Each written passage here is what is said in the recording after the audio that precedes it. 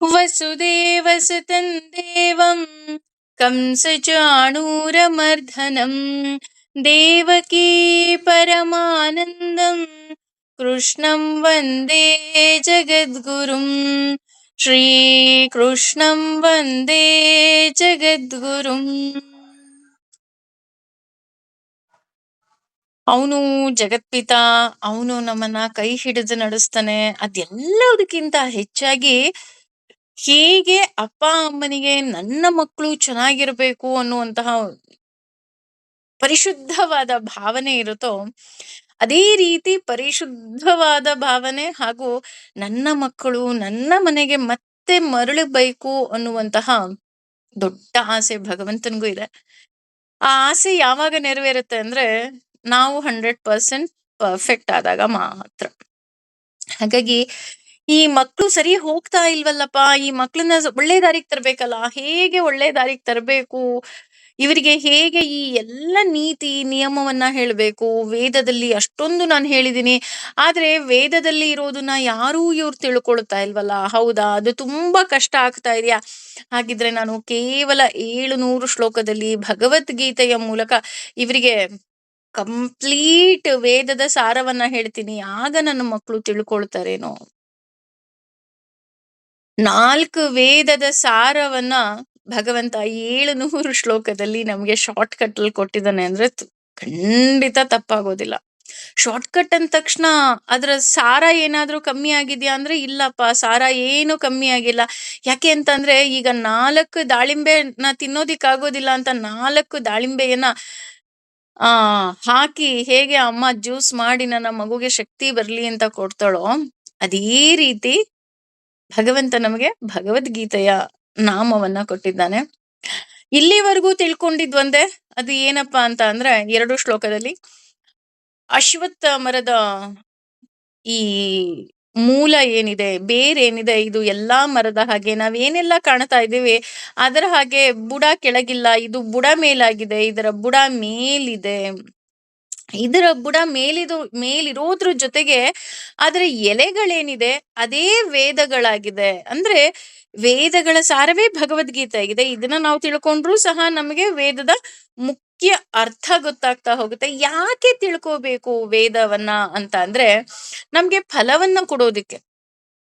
ಈಗ ಒಂದು ಮರವನ್ನ ಅಂದ್ರೆ ಒಂದು ಬೀಜವನ್ನ ಬಿತ್ತಿದೀವಿ, ಅದು ವೃಕ್ಷ ಆಗುತ್ತೆ ಅಂದ್ರೆ ಮನುಷ್ಯನಿಗಿರೋದು ಒಂದೇ ಆಸೆ, ಅದರಿಂದ ಯಾವ ಫಲ ಬರುತ್ತೆ? ಸಪೋಸ್ ಒಂದು ಮಾವಿನ ವಾಟೆಯನ್ನ ನಾನು ನೆಡ್ತಾ ಇದ್ದೀನಿ ಅಂದ್ರೆ ಇವತ್ತಲ್ಲ ನಾಳೆ ಮಾವಿನ ಹಣ್ಣು ಬರುತ್ತೆ ಅನ್ನೋ ಆಸೆ ಇರುತ್ತೆ ಅಲ್ಲ. ಅದೇ ರೀತಿ ಈ ವೃಕ್ಷದಲ್ಲೂ ಸಹ ಫಲಗಳಿದೆ. ಆ ಫಲ ಯಾವ್ದಪ್ಪ ಅಂದ್ರೆ 2 ರೀತಿಯಾದಂತಹ ಹಣ್ಣುಗಳು ಬೀಳ್ತಾ ಇದೆ. ಅಂದ್ರೆ 2 ಟೈಪ್ಸ್ ಆಫ್ ಫ್ರೂಟ್ಸ್ ಅಂತ ಹೇಳ್ಬೋದು. ಒಂದು ಮೋಕ್ಷ ಫಲ, ಇನ್ನೊಂದು ಸ್ವರ್ಗ ಫಲ. ಸ್ವರ್ಗ ಸಿಕ್ಲಿ ನನಗೆ, ಹೌದಾ ಸ್ವರ್ಗಕ್ಕೆ ಹೋಗ್ತೀಯಾ, ಸರಿ ನೀನ್ ಸ್ವರ್ಗಕ್ಕೆ ಹೋಗು, ಆದ್ರೆ ನಿನ್ನ ಪಾಪ ಕರ್ಮಗಳು ಅಂದ್ರೆ ನಿನ್ನ ಕರ್ಮ, ನಿನ್ನ ಪುಣ್ಯ ಏನು ಸಂಪಾದನೆ ಮಾಡಿದ್ಯಾ ಅದ್ ಮುಗಿದ್ಮೇಲೆ ಮತ್ತೆ ಭೂಮಿಗೆ ಹೋಗು, ನನಗೇನು ಬೇಜಾರಿಲ್ಲ. ಆದ್ರೆ ಮೋಕ್ಷ ಬೇಕಾ, ನೀನು ನನ್ನನ್ನ ಆಚರಿಸು, ಆಗ ನಾನ್ ನಿನಗೆ ಮೋಕ್ಷ ಕೊಡ್ತೀನಿ. ಅಂದ್ರೆ ಮತ್ತೆ ಹುಟ್ಟು ಸಾವು ಇಲ್ಲ. ಆದ್ರೆ ಸ್ವರ್ಗ ಫಲ ಬಂದಾಗ ಆಬ್ವಿಯಸ್ಲಿ ಮತ್ತೆ ಹುಟ್ಟು ಮತ್ತೆ ಸಾವು, ಪುನರಪಿ ಜನನಂ ಪುನರಪಿ ಮರಣಂ. ಆದ್ರೆ ನಾನು ಭಗವಂತನೇ ಬೇಕು, ನನಗ್ ಮೋಕ್ಷ ಬೇಕು, ನಾನು ಅಮ್ಮನ ಮನೆಗೆ ಹೋಗ್ತೀನಿ, ನಾನು ಮತ್ತೆ ಹಾಸ್ಟ್ಲಿಗೆ ಹೋಗಲ್ಲ. ಹೌದಾ, ಹಾಸ್ಟ್ಲಿಗೆ ಹೋಗಲ್ವಾ? ಹೋಗ್ಬೇಡ. ಹೋಗ್ಬೇಡ ಅಂದಾಗ ನೀನ್ ಇನ್ನಷ್ಟು ಮತ್ತಷ್ಟು ನೀನು ಏನಾಗ್ಬೇಕು, ಪರಿಶುದ್ಧವಾಗ್ತಾ ಹೋಗ್ಬೇಕು. ಹಾಗೂ ನಾವು ಮಗುವಿನ ಹಾಗೆ ಆಗ್ಬಿಡ್ಬೇಕು ಕಣ್ರಿ. ಯಾಕೆ ಮಗುವಿನ ಹಾಗೆ ಆಗ್ಬೇಕು ಅಂತ ಅಂದ್ರೆ ಮಗುಗ್ ಬೇಕಾಗಿರೋದೊಂದೇ, ಅಮ್ಮ ಬೇಕು. ಹಂಗೆ ನಾವು ಹಠ ಮಾಡ್ಬೇಕು, ನನಗ್ ನೀನೇ ಬೇಕು, ನೀನ್ ಬಿಟ್ರೆ ನನಗ್ ಬೇರೆ ಏನೂ ಬೇಡ, just I want you.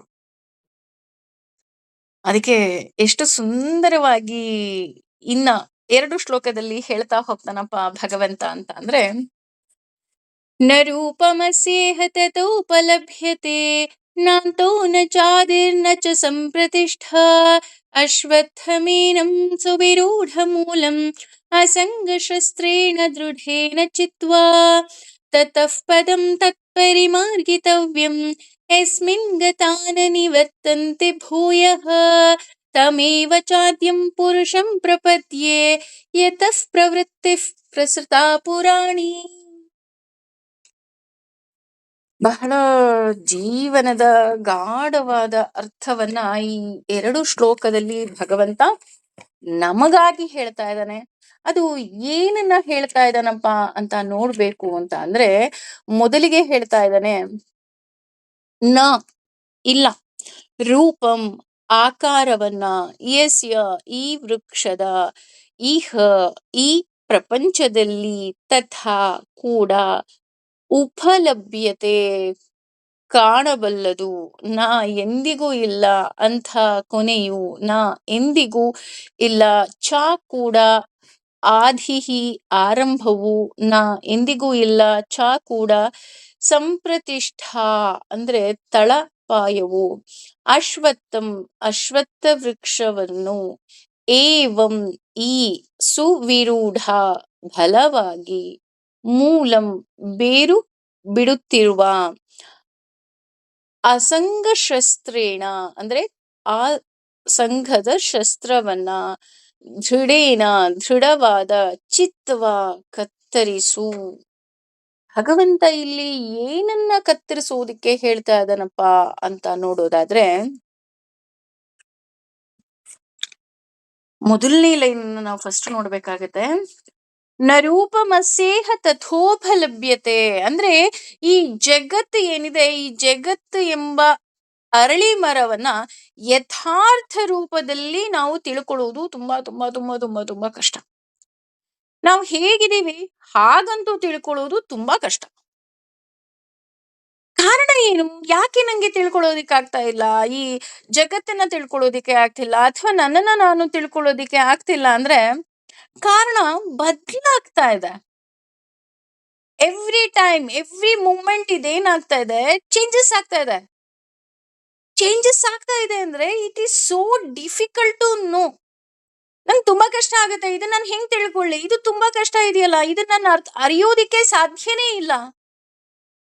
Because ಸದಾ ಬದಲಾವಣೆ. ಹೌದಾ? ಈಗ ಎಕ್ಸಾಂಪಲ್ ಹೇಳ್ಬೇಕಂದ್ರೆ ಇವತ್ತಿನ ಪ್ರಕೃತಿನೇ ನಾವು ತಗೊಂಡ್ರೆ, ಇದು ಚಳಿಗಾಲ. ಚಳಿಗಾಲ ಅಂತ ಅಂದ್ರೆ ಚಳಿ ಇರಬೇಕು, ಅಥವಾ ಇನ್ನೂ ತುಂಬಾ ಚಳಿ ಇರೋ ಕಡೆ ಐಸ್ ಬೀಳುತ್ತೆ. ಆದ್ರೆ ನಾವು ನೋಡ್ತಾ ಇದೀವಿ ಮಳೆ ಬರ್ತಾ ಇದೆ ಅಲ್ವಾ? ಚಳಿಗಾಲದಲ್ಲಿ ಮಳೆ ಎಲ್ಲಿಂದ ಬಂತು? ಬೇಸಿಗೆಗಾಲದಲ್ಲಿ ಮಳೆ ಎಲ್ಲಿಂದ ಬಂತು? ಮಳೆಗಾಲದಲ್ಲಿ ಬಿಸಿಲು ಎಲ್ಲಿಂದ ಬಂತು? ಸದಾ ಬದಲಾವಣೆ. ಅಂದ್ರೆ ಈಗ ತುಂಬಾ ಚಂಚಲವಾಗಿರೋ ಮನಸ್ಸಿನ ವ್ಯಕ್ತಿ, ಈಗ ಉದಾಹರಣೆ ಅವ್ರು ಬರ್ತಾರೆ, ಬಂದ್ಬಿಟ್ಟು ಹೇಳ್ತಾರೆ, ಆ ನಾವಿವತ್ತು ದೇವಸ್ಥಾನಕ್ಕೆ ಹೋಗ್ಬಿಡೋಣ. ಹಾ, ಓಕೆ, ದೇವಸ್ಥಾನಕ್ಕೆ ಹೋಗೋಣ ಅಂತ ನಾವೇನ್ ಮಾಡ್ತೀವಿ, ಬೇಗ ಮನೆ ಕೆಲಸ ಮುಗಿಸ್ಕೊಂತೀವಿ, ರೆಡಿ ಆಗ್ತೀವಿ, ಇನ್ನೇನ್ ದೇವಸ್ಥಾನಕ್ಕೆ ಹೋಗ್ಬೇಕು. ಬೇಡ ಬೇಡ, ದೇವಸ್ಥಾನಕ್ಕೆ ಹೋಗೋದ್ ಬೇಡ, ಹೋಟ್ಲಿಗೆ ಹೋಗೋಣ. ಹಾ ಸರಿ, ಆಯ್ತು ಹೋಗೋಣ. ಆಯ್ತು, ಗಾಡಿ ಹತ್ಕೊಂಡು ಹೋಟ್ಲಿಗೆ ಹೋಗೋಣ ಅಂತಾನೂ ಕೂತ್ವಿ. ಅಲ್ಲಾಗ್ಲೇ ಮತ್ತೆ ಚೇಂಜ್ ಆಯ್ತು. ಬೇಡ ಬೇಡ ಬೇಡ, ನಾನು ಶಾಪಿಂಗ್ ಹೋಗ್ಬೇಕು, ಶಾಪಿಂಗ್ ಮುಗಿಸ್ಕೊಂಡು ಮನೆಗೆ ಹೋಗೋಣ. ಹೌದಾ, ಸರಿ, ಇನ್ನೇನ್ ಶಾಪಿಂಗ್ ಹತ್ರ ಹೋದ್ವಿ. ಶಾಪಿಂಗ್ ಹತ್ರ ಹೋಗ್ತಿದ್ದಂಗೆ, ಅಯ್ಯೋ ಬೇಡ, ನಂಗೆ ಯಾಕೋ ಬೇಜಾರು, ಮನೆಗೆ ಹೋಗೋಣ. ಅಂತಹ ವ್ಯಕ್ತಿಯನ್ನ ನೀವ್ ನಂಬ್ತೀರಾ? ನಂಬಲ್ಲ. ಒಂದೇ ದಿನ ಏನೋ ಅವ್ರ ಜೊತೆ ಹೋಗ್ತಿರಪ್ಪ, ಹೋಗ್ಲಿ ಬಿಡು, ನನ್ ಫ್ರೆಂಡ್ ಅಲ್ವಾ, ಅಥವಾ ನಮ್ಮವ್ರಲ್ವಾ ಅಂತ. ಮಾರನೇ ದಿನ ಅವ್ರೇನಾದ್ರು ಬಂದ್ ಹೇಳಕ್ ಹೋದ್ರೆ ನೀವೇನಂತೀರಾ? ಅಯ್ಯಮ್ಮ ತಾಯಿ, ಫಸ್ಟ್ ನೀನ್ ಡಿಸೈಡ್ ಮಾಡು, ನೀನ್ ಎಲ್ಲಿಗೆ ಹೋಗ್ಬೇಕು, ನೀನ್ ಏನ್ ಮಾಡ್ಬೇಕು, ನಿನಗೆ ಏನ್ ಬೇಕು ಅಂತ ಫಸ್ಟ್ ಡಿಸೈಡ್ ಮಾಡು, ಆಮೇಲೆ ಹೋಗೋಣ. ನನಗ್ ಲಾಸ್ಟ್ ಟೈಮೇ ನನಗ್ ಸಾಕಾಗಿ ಹೋಗ್ಬಿಟ್ಟಿದೆ, ನನಗ್ ತುಂಬಾ ಬೇಜಾರಾಗಿ ಹೋಗಿದೆ ಅಂತ ನಾವು ಹೇಳ್ತೀವಿ. ಯಾಕೆ ಹೇಳ್ತೀವಿ? ಯಾಕೆ ಅಂದ್ರೆ ಅವ್ರಿಗೊಂದು ನಿರ್ಧಾರ ತಗೊಳ್ಳುವಂತಹ ಮನಸ್ಸೇ ಇಲ್ಲ. ತಕ್ಷಣ ತಕ್ಷಣ ತಕ್ಷಣ ತಕ್ಷಣ ಚೇಂಜ್ ಮಾಡ್ತಾ ಇದಾರೆ ಅಂದ್ರೆ ನಮಗೆ ಕಷ್ಟ ಆಗುತ್ತೆ ಅವ್ರನ್ನ ಅರ್ಥ ಮಾಡ್ಕೊಳ್ಳೋದು, ಅವ್ರನ್ನ ಒಪ್ಕೊಳ್ಳೋದು. ಅದೇ ರೀತಿ ಈ ಅರಳಿ ಮರನೂ ಅಷ್ಟೇ. ಇವತ್ತು ನಾನು ಚಿತ್ರ ಬರಿತಾ ಇದ್ದೀನಿ, ಈಗ ಕೂತ್ಕೊಂಡು ಕೆಲವರು ಚಿತ್ರ ಬರೀತಾರಲ್ವಾ, ಅದ್ ಹೆಂಗಿದೆ ಹಂಗೆ ಅವ್ರಿಗೆ ತುಂಬಾ ಕಷ್ಟ ಆಗ್ತದೆ. ಯಾಕೆ ಅಂದ್ರೆ ಒಂದು ಕ್ಷಣ ಇದ್ದ ಹಾಗೆ ಇನ್ನೊಂದು ಕ್ಷಣ ಈ ಅಶ್ವತ್ಥ ವೃಕ್ಷ ಇಲ್ಲ. ಅದೇ ರೀತಿ ಈ ನಮ್ಮ ಜಗತ್ತು ಅಷ್ಟೇ. ಇಲ್ಲಿ ನಾನು ಅಶ್ವತ್ಥ ವೃಕ್ಷ ಅಂತ ಏನ್ ಹೇಳ್ತಾ ಇದ್ದೀನಿ, ದಟ್ ಈಸ್ ನಮ್ಮ ಜಗತ್ತು. ಈ ಜಗತ್ತನ್ನ ನಾವು ಅರ್ಥ ಮಾಡ್ಕೊಳಕ್ ಆಗ್ತಿಲ್ಲ. ಯಾಕೆ ಅಂದ್ರೆ ನಾವು ಸದಾ ಬದಲಾವಣೆ. ನಾನೂ ಬದಲಾಗ್ತಾ ಇದ್ದೀನಿ, ಈ ಜಗತ್ತೂ ಸಹ ಬದಲಾಗ್ತಾ ಇದೆ. ಮೊದಲನೇದಾಗಿ ನಾನೇ, ಹುಟ್ಟು ಮುಪ್ಪು ಸಾವು ಯೌವನ ಇದೆಲ್ಲ ಇದೆ. ಒಂದು ದಿನ ಬೇಕು ಅಂತ ಅನ್ಸಿದ್ದು ಇನ್ನೊಂದು ದಿನ ನನಗೆ ಬೇಡ ಆಗತ್ತೆ. ಇನ್ನೊಂದು ದಿನ ಬೇಡ ಆಗಿದ್ದು ಮತ್ತೊಂದು ದಿನ ಬೇಕು ಅನ್ಸುತ್ತೆ. ಉದಾಹರಣೆ ಹೇಳ್ಬೇಕು ಅಂದ್ರೆ ಬಾಲ್ಯದಲ್ಲಿ ಭಗವಂತ, ದೇವ್ರು, ದೇವಸ್ಥಾನ, ದೇವ್ರೇ ಎಲ್ಲ ಅಂತ ಅನ್ಕೊಳ್ತಿದ್ದಂತಹ ವ್ಯಕ್ತಿ ಬೆಳೀತಾ ಬೆಳೀತಾ ಬೆಳೀತಾ ದೇವ್ರು ಅಂದ್ರೆ ಬೇಡವೇ ಬೇಡಪ್ಪ ಅಂತ ಹೇಳಿ ಮಜಾ ಮಾಡೋದನ್ನ ನೋಡಿದೀವಿ. ಅಥವಾ ಮಜಾ ಮಾಡುತ್ತಿದ್ದಂತಹ ವ್ಯಕ್ತಿ ಇದ್ದಕ್ಕಿದ್ದ ಹಾಗೆ ನನಗೆ ದೇವ್ರೇ ಬೇಕು ಅಂತ ಬದಲಾವಣೆ ಆಗಿದ್ದನ್ನೂ ಸಹ ನಾವು ನೋಡ್ತೀವಿ. ಹಾಗೆ ಭಗವಂತ ನಮ್ಮನ್ನ ಹೇಗೆ ನಡೆಸ್ತಾ ಹೋಗ್ತಾನೋ ನಾವ್ ಹಾಗೆ ನಡೀತಾ ಹೋಗ್ತೀವಿ. ನಾವ್ ಅನ್ಕೊಳ್ತಾ ಇದೀವಿ, ಇವತ್ತು ಎಲ್ಲ ನನ್ನಿಂದ ಆಗ್ತಿದೆ, ನಾನೇ ಇದ್ರೆ, ನಾನಿಲ್ಲ ಅಂದ್ರೆ ಆಗದೇ ಇಲ್ಲ. ನಾವ್ ಹೇಳ್ತೀವಲ್ಲ, ಒಂದು ಕೋಳಿ ಕತೆ ಕೇಳಿದೀವಿ ನೋಡಿ. ಒಂದು ಊರಿನಲ್ಲಿ ಒಂದ್ ಅಜ್ಜಿ ಇರ್ತಾಳೆ. ಅವಳು ಕೋಳಿ ಕೂಗಿದ ತಕ್ಷಣ ಬೆಳಕಾಗ್ತಾ ಇರುತ್ತೆ. ಅಜ್ಜಿ ಅನ್ಕೊಂಡ್ಬಿಡ್ತಾಳೆ, ನನ್ ಕೋಳಿ ಕೂಗಿದ್ರೇನೆ ಬೆಳಕಾಗೋದು, ಇಲ್ಲ ಅಂದ್ರೆ ಕೋಳಿ ಕೂಗ್ಲಿಲ್ಲ ಅಂದ್ರೆ ಬೆಳಕಾಗಲ್ಲ. ಈ ಹಳ್ಳಿಯವ್ರಿಗೆಲ್ಲ ಬುದ್ಧಿ ಕಲಿಸ್ತೀನಿ ಅಂತ ಏನ್ ಮಾಡ್ತಾಳೆ, ಆ ಕೋಳಿಯನ್ನ ರಾತ್ರೋರಾತ್ರಿ ಒಂದು ಕಾಡಿಗೆ ತಗೊಂಡ್ ಹೋಗ್ತಾಳೆ. ಆ ಕೋಳಿ ಕೂಗದ ಹಾಗೆ ಆ ಬಾಯಿಯನ್ನು ಮುಚ್ತಾಳಂತೆ. ಆದ್ರೆ ಆ ಕೋಳಿ ಕೂಗ್ಲಿಲ್ಲ ಅಂದ್ರೂ ಬೆಳಕಾಯ್ತು. ಅವಳಿಗೆ ಆಶ್ಚರ್ಯ ಆಯ್ತು, ಭಯ ಆಯ್ತು. ಅಯ್ಯೋ, ನನ್ನ ಕೋಳಿ ಕೂಗ್ಲಿಲ್ಲ ಅಂದ್ರೂ ಬೆಳಕಾಗತ್ತೆ ಅಲ್ವಾ? ಅಂದ್ರೆ ಇದ್ರ ಅರ್ಥ, ನಾನೇ ನನ್ನ ಕೋಳಿನೇ ಎಲ್ಲ ಅಲ್ಲ. ಅದೇ ತರನೇ ನಾನಿದ್ರೇನೇ ಈ ಪ್ರಪಂಚ, ನಾನಿದ್ರೇನೇ ಈ ಸಂಸಾರ. ಖಂಡಿತ ಇಲ್ಲ, ಖಂಡಿತ ಇಲ್ಲ. ಯಾಕೆ ಅಂತಂದ್ರೆ, ನಾನಿವತ್ ಹೇಗಿದ್ದೀನಿ, ನನ್ನ ಭಾವನೆ ಹೇಗಿದೆ, ನನ್ನ ಗುಣಗಳು ಹೇಗಿದೆ, ಅದೂ ಸಹ ಭಗವಂತ ಕೊಟ್ಟಂತಹ ಭಿಕ್ಷೆ. ಇವತ್ತು ಭಗವಂತ ನನಗೆ ಸಾತ್ವಿಕ ಗುಣವನ್ನ ಕೊಟ್ರೆ ನಾನು ಸಾತ್ವಿಕವಾಗಿ ಕಾಣ್ತೀನಿ, ರಜೋಗುಣ ಕೊಟ್ರೆ ರಜೋಗುಣದ ಹಾಗೆ ಕಾಣ್ತೀನಿ, ತಮೋ ಗುಣ ಕೊಟ್ರೆ ತಮೋ ಗುಣದ ಹಾಗೆ ಕಾಣ್ತೀನಿ. ಎಲ್ಲವುದೂ ಸಹ ಭಗವಂತ ನಡೆಸಿದ ಹಾಗೆ. ಭಗವಂತ ಹೇಗ್ ನಡ್ಸ್ಕೊಂಡ್ ಹೋಗ್ತಾನೋ ಹಾಗೆ ನಾವು ನಡ್ಕೊಂಡ್ ಹೋಗ್ತಾ ಇದೀವಿ. ನಮಗ್ ಗೊತ್ತಾಗ್ತಾ ಇಲ್ಲ. ಅಯ್ಯೋ ಇಲ್ಲ, ನಾನ್ ಪ್ಲಾನ್ ಮಾಡ್ದಂಗೆ ಆಗ್ತಾ ಇದೆ. ಖಂಡಿತ ನಾನು ಪ್ಲಾನ್ ಮಾಡ್ದಂಗ ಆಗ್ತಿಲ್ಲ. ಅವನು ಪ್ಲಾನ್ ಮಾಡಿದ ಹಾಗೆ ನನ್ನನ್ನ ನಡೆಸ್ಕೊಳ್ತಾ ಇದ್ದಾನೆ. ಈ ಸತ್ಯ ನಮಗ್ ಗೊತ್ತಾಗ್ಬೇಕು. ಎಷ್ಟೋ ಸಲ ನಮ್ಮ ಅಹಂಕಾರ ಹೇಗಿರುತ್ತೆ ಅಂದ್ರೆ, ನಾವು ಮರ್ತ್ ಹೋಗ್ಬಿಡ್ತೀವಿ ನಾವು ಒಂದಲ್ಲ ಒಂದಿನ ಸಾಯೋರೆ ಅಂತ, ಅಲ್ವಾ? ನನ್ಗೋಸ್ಕರ, ನನ್ನಿಂದ. ಇಲ್ಲಿ ನಾನೇ ಪರ್ಮನೆಂಟ್ ಅಲ್ಲ. ಉದಾಹರಣೆ ಇದಕ್ಕಿನ್ನೂ ತುಂಬಾ ಚೆನ್ನಾಗಿ ಹೇಳ್ಬೇಕು ಅಂದ್ರೆ, ಒಂದು ಸಿಟಿ ಬಸ್ ಅಲ್ಲಿ ಹೋಗ್ತಾ ಇರ್ತೀವಿ ಅಂತ ಅನ್ಕೊಳ್ಳೋಣ. ಸಿಟಿ ಬಸ್ಗೆ ಹೋದಾಗ ಒಂದು ಸೀಟಿಗೆ ನಾವು ಜಗಳ ಕಾಯ್ತೀವಿ, ಅಥವಾ ಜಗಳ ಕಾಯೋದನ್ನ ನೋಡಿದೀವಿ. ನಾವು ಕಾಯ್ಲಿಲ್ಲ ಅಂದ್ರೆ ಓಕೆ, ಲಿವ್ ಇಟ್. ಕಾಯೋದನ್ನ ನೋಡಿರ್ತೀವಿ. ಆದ್ರೆ ನಾನು ಮರ್ತ್ ಹೋಗ್ತೀನಿ. ನೆಕ್ಸ್ಟ್ ಸ್ಟಾಪ್, ನನ್ನ ಸ್ಟಾಪ್ ಬರ್ತಿದ್ದಂಗೆ ನಾನು ಇಳಿದೋಗ್ತೀನಿ. ಯಾರು ಇನ್ನೊಬ್ರು ಜಗಳ ಕಾದಿದ್ರಲ್ಲ, ಅವ್ರ ಸ್ಟಾಪ್ ಬರ್ತಿದ್ದಂಗೆ ಅವರು ಇಳಿಲೇಬೇಕು. ಆ ಸೀಟ್ ನಂದು ಅಲ್ಲ, ಅವ್ರದ್ದು ಅಲ್ಲ, ಗೌರ್ಮೆಂಟ್ದು, ಬಸ್ಸಿಂದು. ನಾವ್ ಯಾಕೆ ಜಗಳ ಕಾಯ್ತಾ ಇದೀವಿ ಅನ್ನೋದು ಮರ್ತ್ ಹೋಗ್ಬಿಡ್ತೀವಿ, ಅಲ್ವಾ? ಯಾಕ್ ಜಗಳ ಕಾದ್ರು ಅಂತ ನೋಡೋದಾದ್ರೆ, ಅವ್ರನ್ನೇನಾರ ವಿಚಾರಿಸಿದ್ರೆ, ಜಸ್ಟ್ ವಿ ವಾಂಟ್ ಕಂಫರ್ಟಬಲ್. ನಾನ್ ಹೋಗೋವರ್ಗಾದ್ರೂ ನಾನು ಆರಾಮಾಗಿ ಕುತ್ಕೊಂಡು ಹೋಗ್ಬೇಕಾಗಿತ್ತು, ಅದಕ್ಕೆ ಜಗಳ ಕಾದೆ. ಎಷ್ಟೊತ್ತರ್ಗೂ ಕೂರ್ತಾ ಇದ್ದೆ, ನೆಕ್ಸ್ಟ್ ಸ್ಟಾಪ್ ಅಲ್ಲಿ ಇಳಿತಿದ್ದೆ. It will take 5 to 10 minutes ಅಷ್ಟೇ. ಅದಕ್ಕಿಂತ ಜಾಸ್ತಿ ನಿಜವಾಗ್ಲೂ ತಗೊಳ್ತಾ ಇರ್ಲಿಲ್ಲ ನೆಕ್ಸ್ಟ್ ಸ್ಟಾಪಿಗೆ. ಹಾಗಿರ್ಬೇಕಾದ್ರೆ ಐ ಆಮ್ ನಾಟ್ ಪರ್ಮನೆಂಟ್, ನಾನೇ ಪರ್ಮನೆಂಟ್ ಅಲ್ಲ ಅನ್ನೋದನ್ನೇ ನೀನು ಮರ್ತ್ ಹೋಗ್ತಾ ಇದೀಯಲ್ಲ. ನನ್ನ ಮನೆ, ನನಗೋಸ್ಕರ ಒಡವೆ ಮಾಡಿಸ್ಕೋಬೇಕು, ನನ್ಗೋಸ್ಕರ ಆಸ್ತಿ ಮಾಡ್ಬೇಕು, ನನಗೇ ಎಲ್ಲ. ಹೋಗ್ತಾ ಏನಾದ್ರು ತಗೊಂಡ್ ಹೋಗ್ತೀಯಾ? ಅಥವಾ ಹೋಗ್ತಾ ಯಾರಾದ್ರು ತಗೊಂಡ್ ಹೋಗಿದ್ದೇನಾದ್ರೂ ನೋಡಿದ್ಯಾ? ಖಂಡಿತ ಇಲ್ಲ. ಅದೇ ಬಿಟ್ಟು we will start judging the people. ಇವ್ರು ಹಾಗೆ, ಅವ್ರು ಹೀಗೆ, ಅವ್ರು ಹಾಗಂತೆ, ಇವ್ರು ಹೀಗಂತೆ, ನಾನ್ ಮಾತ್ರ ಹಾಗಿಲ್ಲಪ್ಪ, ನಾನ್ ಮಾತ್ರ ಹೀಗಿಲ್ಲಪ್ಪ, ಅಲ್ವಾ? ಸಂಸಾರದಲ್ಲಿ ಆಗ್ಬೋದು, ಫ್ರೆಂಡ್ಶಿಪ್ ಅಲ್ಲಿ ಆಗ್ಬೋದು, ಸಂಬಂಧಗಳಲ್ಲಾಗಬಹುದು. ನೀನು ಯಾಕೆ ಜಡ್ಜ್ ಮಾಡ್ತಾ ಇದೀಯಾ? ಫಸ್ಟ್ ಪಾಯಿಂಟ್, ನೀನೇ ಪರ್ಮನೆಂಟ್ ಅಲ್ಲ ಅಂದ್ಮೇಲೆ, ಅಲ್ವಾ? ಯೋಚನೆ ಮಾಡಿ. ಹಾಗೇನೆ ನಾನಾಗ್ಲೇ ಹೇಳಿದ ಹಾಗೆ ಬಾಲ್ಯ, ಯೌವನ ಸಹ ಬದಲಾಗ್ತಾ ಹೋಗುತ್ತೆ. ಬಾಲ್ಯದಲ್ಲಿ ಇದ್ದಂತಹ ಆಸೆ, ಆಕಾಂಕ್ಷೆಗಳು ಯೌವನದಲ್ಲಿ ಇರೋದಿಲ್ಲ. ಯೌವನದಲ್ಲಿ ಇದ್ದಂತಹ ಆಕರ್ಷಣೆಗಳು ಮುಪ್ಪಿನಲ್ಲಿ ಇರೋದಿಲ್ಲ. ಮುಪ್ಪಿನಲ್ಲಿ ಇರಬೇಕಾದಂತಹ ಆ ಡಿಟ್ಯಾಚ್‌ಮೆಂಟ್ ಇರಬಹುದು. ಅದು ನಮ್ಗೆ ಬಾಲ್ಯಕ್ಕೆ ಬರೋದಕ್ಕೆ ಸಾಧ್ಯವೇ ಇಲ್ಲ. ಯಾಕೆ ಅಂದ್ರೆ ನಾವು ಬದ್ಲಾಗ್ತಾ ಇದೀವಿ ಅಲ್ವಾ? ಯಾವುದೋ ಒಂದು ಮಗು ಒಂದು ಆಟದ ಸಾಮಾನಿಗೆ ಆಸೆ ಪಡುತ್ತೆ. Just that is a time being. ಅಥವಾ ಹೆಣ್ಮಕ್ಳಿಗೆ ಎಕ್ಸಾಂಪಲ್ಸ್ ತಗೊಂಡ್ರುನು ಯಾವುದೋ ಒಂದು ಸೀರೆಗೆ ಆಸೆ ಪಡ್ತೀವಿ, ಅಥವಾ ಯಾವುದೋ ಒಂದು ಗಂಡ್ ಮಕ್ಳಿಗೆ ಕಂಪೇರ್ ಮಾಡ್ಬೇಕು ಅಂದ್ರೆ ಯಾವುದೋ ಒಂದು ಇವಾಗ ಹೊಸ ಕಾರ್ ಬಂದಿದೆ, ನಮ್ಗೆ ಈ ಕಾರ್ ಬೇಕು. ಹೌದಾ, ಇದೇ ಕಾರ್ ಬೇಕಾ? ಒಂದ್ 10 ವರ್ಷ ಬಿಟ್ಟು ಆ ಕಾರ್ ತಗೊಳ್ತೀರಾ ಅಂದ್ರೆ, ಅಯ್ಯೋ ಅದು ಹಳೇದಾಗೋಯ್ತು ಮಾಡೆಲ್, ಇವಾಗ 2026 ಮಾಡೆಲ್ ಎಷ್ಟ್ ಚೆನ್ನಾಗಿರೋದ್ ಬಂದಿದೆ ಗೊತ್ತಾ ಅಂತ. ಕಾರ್ ಮಾಡೆಲ್ ಚೇಂಜ್ ಆಗಿರುತ್ತೆ, ಮೊಬೈಲ್ ಮಾಡೆಲ್ ಚೇಂಜ್ ಆಗಿರುತ್ತೆ, ಆಸೆ ಆಕಾಂಕ್ಷೆಗಳು ಚೇಂಜ್ ಆಗ್ತಾ ಇರುತ್ತೆ ಅಲ್ವಾ? ನಾವ್ ಚಿಕ್ಕಂದಿನಿಂದ ಯಾವ್ದನ್ನ ಆಸೆ ಪಡ್ಕೊಂಡ್ ಬಂದಿದೀವೋ ಅದೇ ಈಗ್ಲೂ ಆಸೆ, ಆಕಾಂಕ್ಷೆ, ಮನಸ್ಥಿತಿ ನಮಗಿದ್ಯಾ? ಖಂಡಿತ ಇಲ್ಲ. ನಾಂತೋ ನ ಚಾದಿರ್ ನ ಚ ಸಂಪ್ರತಿಷ್ಠಾ. ಇಂತಹ ಚಂಚಲವಾದ ಮನಸ್ಸು ಹಾಗೂ ಈ ಜಗತ್ತು ನಾಶ ಆಗತ್ತೆ ಅಂತ ನಮ್ಗೆ ಗೊತ್ತಾಗೋದೇ ಇಲ್ಲ ಅಲ್ವಾ?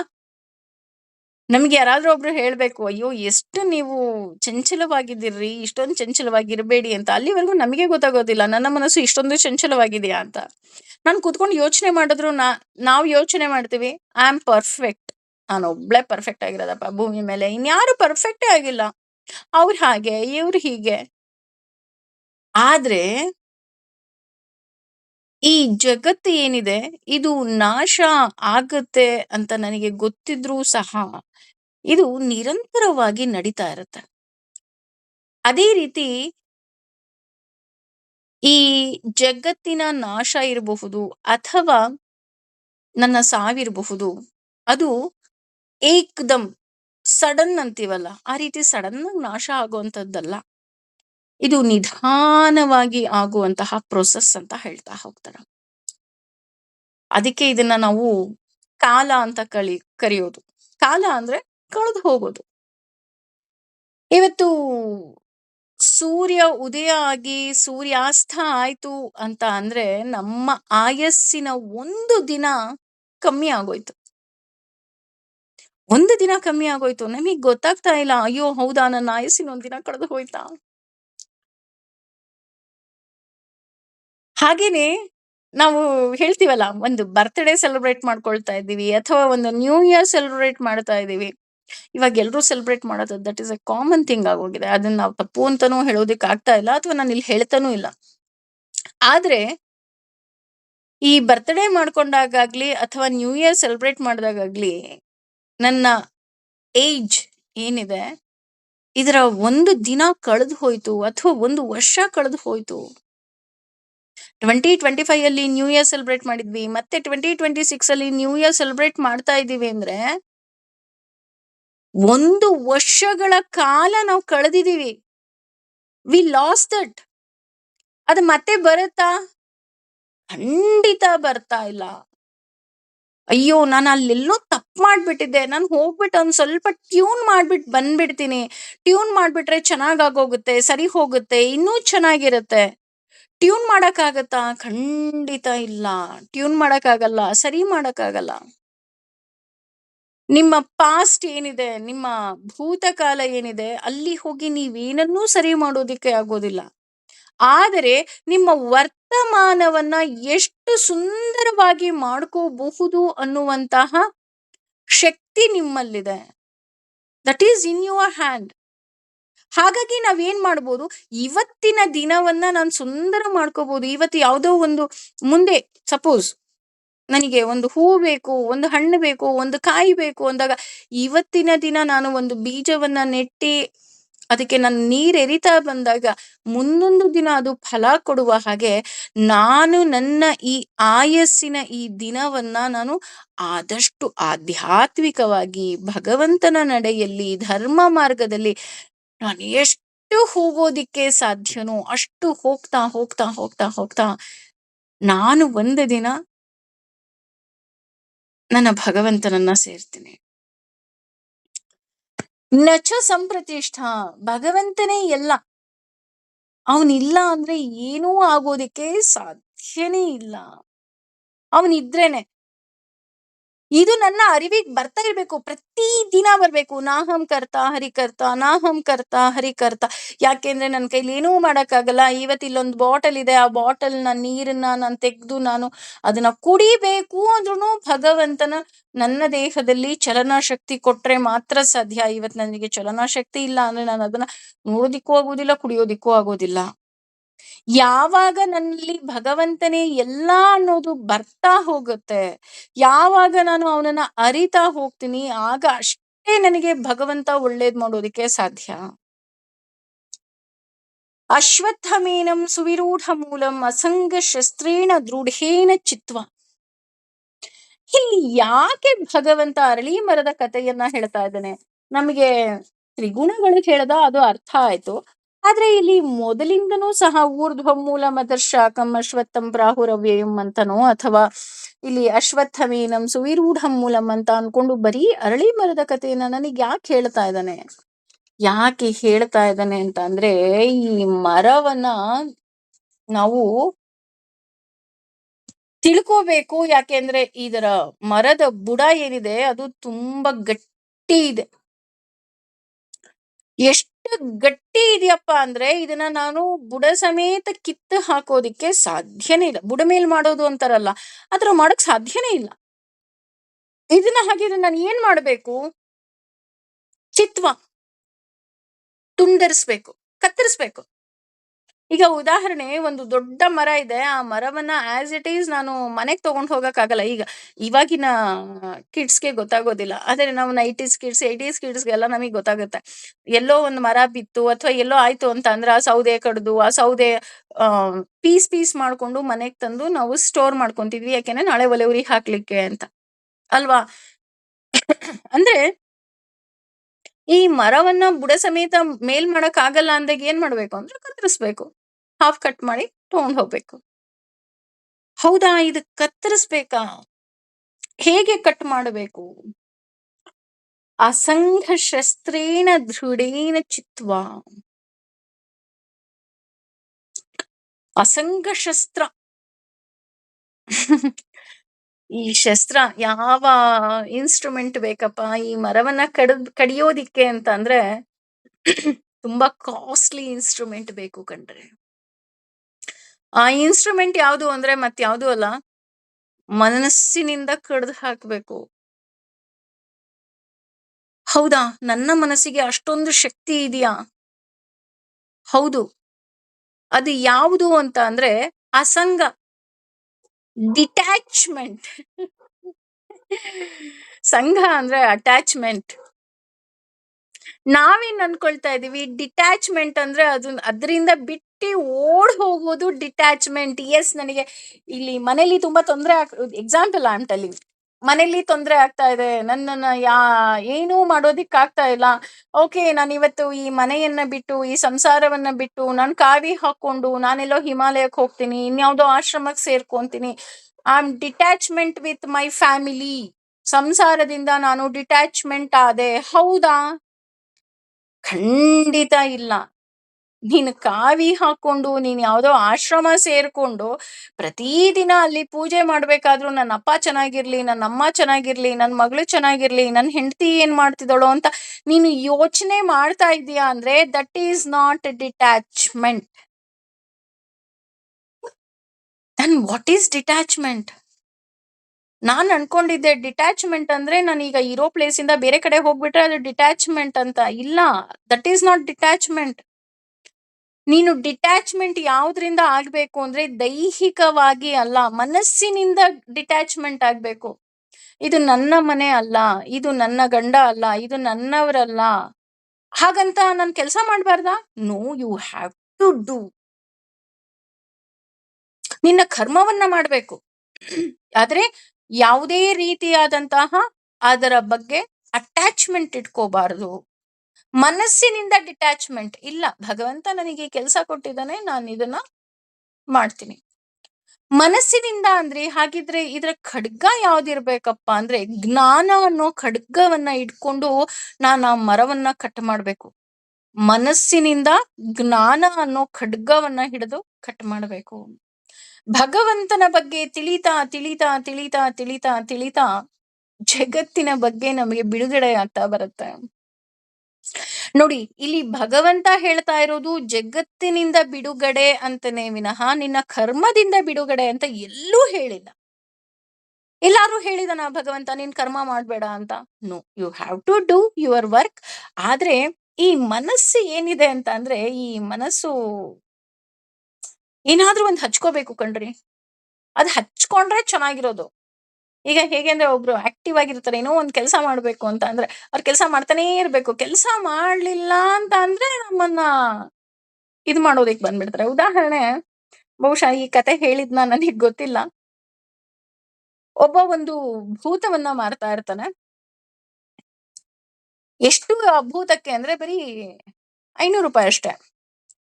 ದೊಡ್ಡದಾಗಿ ಒಂದು ಸಂತೆ ಮಧ್ಯದಲ್ಲಿ ನಿಂತುಕೊಂಡು ಮಾರ್ತಾ ಇರ್ತಾನೆ. ಒಂದು ಭೂತ ಬೇಕಾ? ₹500 ಅಷ್ಟೇ. ನೀವೇನ್ ಕೆಲ್ಸ ಹೇಳಿದ್ರು ಕ್ಷಣ ಮಾತ್ರದಲ್ಲಿ ಮಾಡ್ಬಿಡುತ್ತೆ. ಭೂತ ಬೇಕಾ? ಭೂತ ಬೇಕಾ? ಭೂತ ಬೇಕಾ? ಒಬ್ಬ ದೊಡ್ಡ ಸೇಟು, ಅವನಿಗೆ ನೂರಾರು ವ್ಯಾಪಾರಗಳಿರುತ್ತೆ, ಫಾರಿನ್ ಅಲ್ಲೆಲ್ಲ ಇರುತ್ತೆ. ಎಸ್, ನಾನು ಆ ಭೂತವನ್ನ ತಗೊಂಡ್ಬಿಟ್ರೆ ನನ್ ಕೆಲ್ಸ ಇಲ್ಲ, ಚಿಟಿಕೆ ಹೊಡೆಯೋದ್ರಲ್ಲಾಗುತ್ತೆ, ನಾನು ಆರಾಮಾಗಿರ್ಬೋದು ಅಂತ ₹500 ಕೊಟ್ಟು ಭೂತವನ್ನ ತಗೊಂಡ್ಬಿಡ್ತಾನೆ. ಆದ್ರೆ ಹೇಳ್ತಾರೆ, ಇದ್ದೊಂದೇ ಒಂದು ಮೈನಸ್ ಪಾಯಿಂಟ್ ಇದೆ. ಇದಕ್ಕೇನಾದ್ರೂ ನೀವು ಕೆಲ್ಸ ಕೊಡ್ಲಿಲ್ಲ ಅಂದ್ರೆ ನಿಮ್ಮನ್ನೇ ತಿಂದು ಬಿಡುತ್ತೆ. ಸೀಟು ತಗೊಂಡ್ ಹೋಗ್ತಾನೆ. ಎಷ್ಟೊಂದ್ ಕೆಲ್ಸ ಇರುತ್ತಲ್ಲ, ಎಲ್ಲಾ ಕೆಲ್ಸ ಮಾಡ್ಕೊಂತಾನೆ. ಆದ್ರೆ ಅವನಿಗೆ ಭಯ ಶುರು ಆಗುತ್ತೆ. ನಾನು ನೆಕ್ಸ್ಟ್ ಏನ್ ಕೆಲ್ಸ ಹೇಳಿ, ಎಲ್ಲಾ ಕೆಲ್ಸ ಮಾಡಿ ಮುಗಿಸಿದ್ಯಲ್ಲಪ್ಪ, ನನ್ನ 10 ವರ್ಷದ ಕೆಲಸವನ್ನ 10 ನಿಮಿಷದಲ್ಲಿ ಮಾಡಿ ಮುಗಿಸ್ಬಿಟ್ಟಿದೆ. ನಾನು ನೆಕ್ಸ್ಟ್ ಏನ್ ಕೆಲ್ಸ ಮಾಡ್ಲಿ?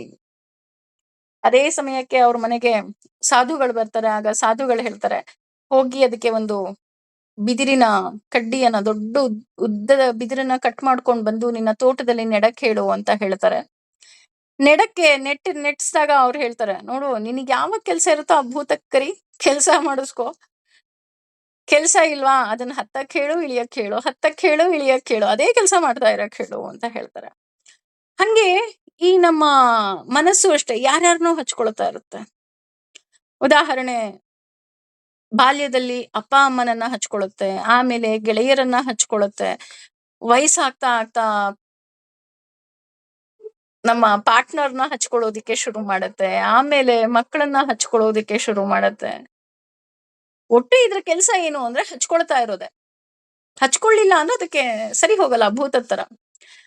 ಆದ್ರೆ ಯಾವಾಗ ನಾವು ಹಚ್ಕೋಬೇಕಾ, ಹಾಗಿದ್ರೆ ಸರಿ, ಇವ್ರು ಯಾರನ್ನೋ ನಾನು ಹಚ್ಕೊಳಲ್ಲ, ನಾನು ಭಗವಂತನನ್ನೇ ಹಚ್ಕೊಳ್ತೀನಿ ಅಂತ ಯಾವಾಗ ನನ್ನ ಮನಸ್ಸಿಗೆ ಬರ್ತಾ ಹೋಗುತ್ತೆ, ಆಗ ಉಳಿದವರ ಬಗ್ಗೆ ಡಿಟ್ಯಾಚ್ಮೆಂಟ್ ಶುರು ಆಗ್ತಾ ಹೋಗತ್ತೆ. ಯಾರ ಮೇಲೂ ಕೋಪ ಬರಲ್ಲ, ಯಾರ ಮೇಲೂ ಸಿಟ್ಟು ಬರಲ್ಲ. ನನಗ್ ಯಾವ್ದು ಬೇಕು ಬೇಡಗಳು ನನಗಿರೋದಿಲ್ಲ. ಯಾಕೆಂದ್ರೆ ನನ್ನ ಬೇಕು ಬೇಡಗಳು ಕೇವಲ ಭಗವಂತ ಮಾತ್ರ. If he is there, I don't want any one. ನನಗ್ ಕಷ್ಟ ಬರ್ಲಿ, ನನಗ್ ಸುಖ ಬರ್ಲಿ, ಏನಾದ್ರೂ ಬರ್ಲಿ, ಆದ್ರೆ ಅವನೇ ಬೇಕು. ಜಗತ್ತನ್ನ ಹಚ್ಕೊಳ್ತಾ ಸಾರಿ, ಭಗವಂತನನ್ನ ಹಚ್ಕೊಳ್ತಾ ಈ ಜಗತ್ತನ್ನ ಬಿಡ್ತಾ ಹೋಗತ್ತ. ಹೇಗೆ ಅಂದ್ರೆ ನಮ್ಮ ಕನಕದಾಸರು ಹೇಳ್ತಾರಲ್ಲ, ತೊರೆದು ಜೀವಿಸಬಹುದೇ ಹರಿ ನಿನ್ನ ಚರಣಗಳ. ಅದ್ರಲ್ಲಿ ತುಂಬಾ ಚೆನ್ನಾಗಿರೋ ಸಾಲುಗಳಿದೆ ಕಣ್ರಿ. That is one of my favourite song. ತಾಯಿ ತಂದೆಯ ಬಿಟ್ಟು ತಪವ ಮಾಡಲಬಹುದು, ದಾಯಾದಿ ಬಂಧುಗಳ ಬಿಡಲಬಹುದು, ಕಾಯಜಾಪಿತ ನಿನ್ನ ತೊರೆದು ಜೀವಿಸಬಹುದೇ ಅಂತ. ಅಂದ್ರೆ ಅಪ್ಪ ಅಮ್ಮನ್ ಬಿಟ್ಟು ತಪಸ್ ಮಾಡ್ಬೋದು, ದಾಯಾದಿಗಳು ಅಣ್ಣ ತಮ್ಮ ಅಕ್ಕ ತಂಗಿ ಇವ್ರನ್ನೆಲ್ಲಾ ಬಿಟ್ಬಿಟ್ಟು ನಾನು ಜೀವನ ಮಾಡ್ಬೋದು. ಆದ್ರೆ ನಿನ್ನನ್ನ ಬಿಟ್ಟು ನಾನು ಹೇಗೆ ಬದುಕ್ಲಿ? ರಾಯತಾ ಮುನಿದರೆ ರಾಜ್ಯವನ್ನೇ ಬಿಡಬಹುದು. ಇವತ್ ಯಾರೋ ಒಬ್ಬ ರಾಜ ನನ್ನ ಮೇಲೆ ಕೋಪ ಮಾಡ್ಕೊಂಡ, ಈ ರಾಜ್ಯದಿಂದನೇ ನನಗೆ ಕೇರಾವ್ ಹಾಕ್ದ, ನೀನ್ ಬಿಟ್ಟು ಹೋಗು ಅಂತ ಅಂದ್ರೆ, ಹೌದು, ನಾನು ಈ ರಾಜ್ಯವನ್ನ ಬಿಡ್ತೀನಿ, ಬೇರೆ ಎಲ್ಲೋ ವಾಸ ಮಾಡ್ತೀನಿ. ಆದ್ರೆ ನಿನ್ನನ್ನ ಬಿಟ್ಟು ನಾನು ಎಲ್ಲಿ ಹೋಗ್ಲಿ ತಂದೆ ಅಂತ ಕೇಳ್ತಾ ಹೋಗ್ತಾರೆ. ಆ ಹಾಡೇ ಅಷ್ಟು ಚೆನ್ನಾಗಿದೆ. ಈ ಇದು ಹೇಗೆ ಅಂದ್ರೆ ನಮ್ಮ ಮನಸ್ಸು ಜಸ್ಟ್ ಅಟ್ಯಾಚ್ಮೆಂಟ್. ಉದಾಹರಣೆ, ಒಂದ್ ಊರಲ್ಲಿ ಇರ್ತೀವಿ, ಆ ಊರಲ್ಲಿ ನಾವು ಉಪ್ಪು ನೀರ್ನೇ ಕುಡಿತಾ ಇರ್ತೀವಿ. ಆದ್ರೆ ನಮ್ಗೆ ಆ ನೀರು ಆ ಊರಿನ ನೀರೇ ನಮಗೆ ಸ್ವರ್ಗ. ಅಯ್ಯೋ! ಇಲ್ಲ, ಇಲ್ಲ, ಸೂಪರ್ ಆಗಿದೆ, ಸೂಪರ್ ಆಗಿದೆ. ನಮ್ಮೂರೇ ಸೂಪರು. ನಮ್ಮೂರ್ ಬಿಟ್ರೆ ಬೇರೆ ಊರೇ ಇಲ್ಲ.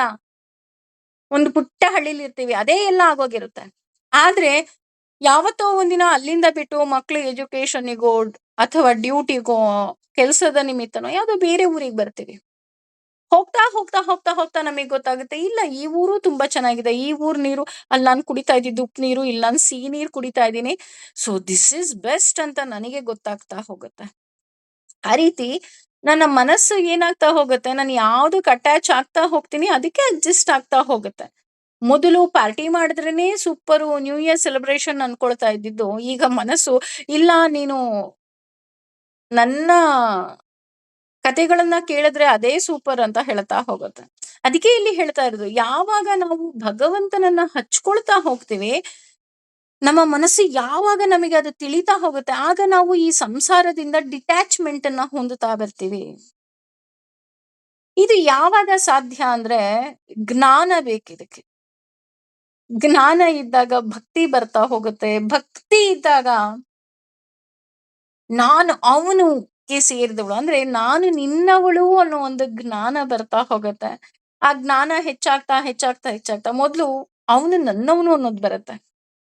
ಬೇಕಾದ್ರೆ ನೋಡಿ ನೀವು, ಕೃಷ್ಣ ಅಂದ ತಕ್ಷಣ ಕೃಷ್ಣನನ್ನ ಆರಾಧನೆ ಮಾಡ್ತಾ ಮಾಡ್ತಾ ಆ ವಿಗ್ರಹವನ್ನ ನೋಡ್ತಾ ನೋಡ್ತಾ ಅವನು ನನಗ್ ಸೇರಿದವನು ಅಂತ ಬರುತ್ತೆ.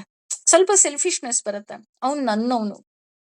ಆಮೇಲೆ ಇನ್ನೂ ಅವನನ್ನ ಪ್ರೀತಿಸ್ತಾ ಪ್ರೀತಿಸ್ತಾ ನಿಮಗೆ ಗೊತ್ತಾಗ್ತಾ ಹೋಗುತ್ತೆ, ಅವನು ನನ್ನವನಲ್ಲ, ನಾನು ಅವಳಿಗೆ ಸೇರಿದವನು. ಅಂದ್ರೆ ನಾನು ಅವಳು ನಿನ್ನವಳು ಅಂತ ಬರ್ತಾ ಹೋಗುತ್ತೆ.